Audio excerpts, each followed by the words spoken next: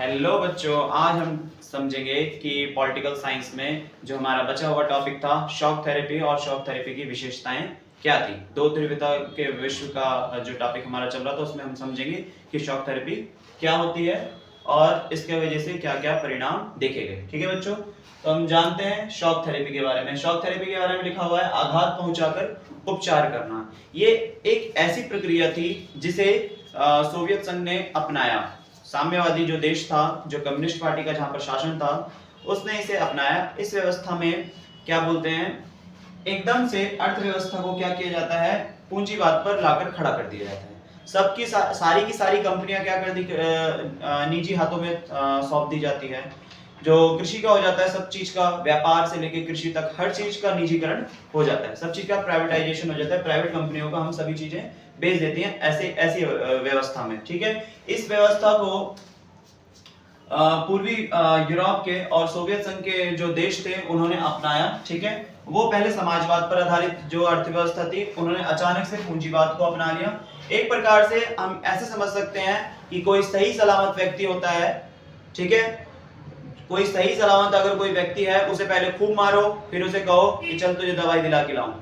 ठीक उसी प्रकार से सोवियत संघ ने भी पहले अपनी अर्थव्यवस्था को खूब खराब किया और उसके बाद अचानक से वो अपनी अर्थव्यवस्था को पटरी पर लाने के लिए क्या करने लग गई, उसने अपना लिया क्या नाम है, शॉक थेरेपी को। ठीक है, शॉक थेरेपी को अपनाया, जिसमें सब चीज उद्योगपति और निजी कंपनियों के हाथ में आ जाएगी। ठीक है, यही चीज को बताया गया है शॉक थेरेपी के अंतर्गत। आगे हम बच्चों को देखते हैं कि शॉक थेरेपी किसके कहने पर सोवियत संघ ने अपनाया और सोवियत संघ के देशों ने अपनाया था। ठीक है, आपको पता है सोवियत संघ का आगे चलकर 15 देशों में क्या हुआ था, 15 जो देश थे एक साथ वो टूटकर अलग अलग हो गए थे और उन्होंने सभी ने एकदम से पूंजीवाद को अपनाया और पूंजीवाद ने उनकी अर्थव्यवस्था को पूरा का पूरा ठप कर दिया। उनकी अर्थव्यवस्था चरमरा गई पूंजीवाद को अपनाने से। अचानक पूंजीवाद को अपनाने से, जैसे कोई व्यक्ति अकेले सन्नाटे में खड़ा, एकदम से आप उसे टच करो तो उसको क्या लग जाता है, शॉक लग जाता है। ठीक है,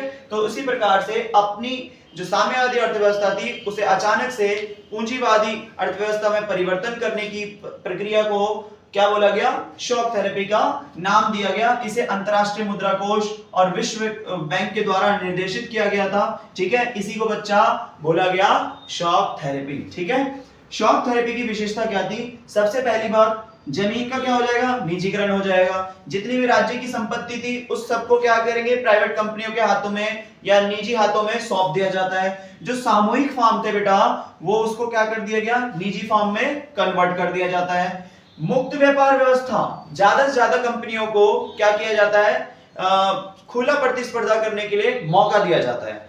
आप अगर बाजार में जितना पैसा लगाएंगे आपको उतना ही मुनाफा होगा। ये वाली व्यवस्था, अमेरिका वाली व्यवस्था यही की व्यवस्था है। ठीक है, और इसी के अंतर्गत मुक्त व्यापार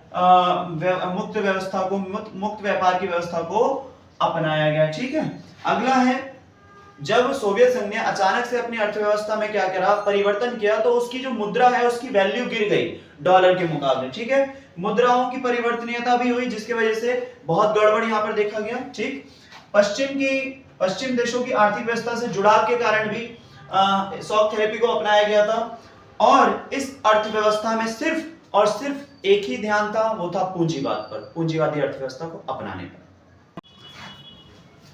आइए बच्चों हम समझेंगे रूस और अन्य साम्यवादी देशों के साथ में भारत का संबंध कैसा था।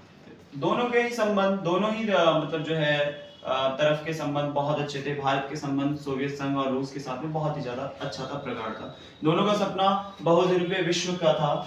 आपको पता है पूरा जो विश्व था 2 ध्रुवों में बढ़ चुका था द्वितीय विश्व युद्ध के बाद, लेकिन सोवियत संघ और भारत का सपना था कि 2 ध्रुव ना हो, बहुत सारे ध्रुव हो, बहुत सारे शक्ति के केंद्र हो, जो क्या करें, पूरे संपूर्ण विश्व पर क्या करें, शासन करें और आगे बढ़ते रहें, विकास करें अपना।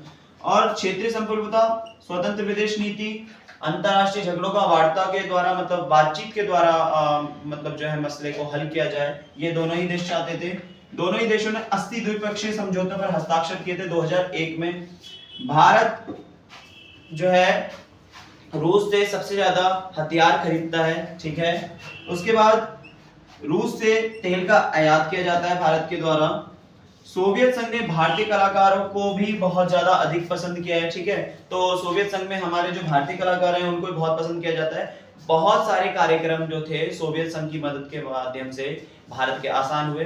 1971 की बच्चा आप लड़ाई भी देखोगे तो उसमें भी भारत का कहीं ना कहीं सपोर्ट सोवियत संघ ने किया था, ठीक है। जब हमारा बांग्लादेश का निर्माण हुआ और पाकिस्तान के साथ में युद्ध हुआ था, ठीक है बेटा। आज के लिए इतना ही।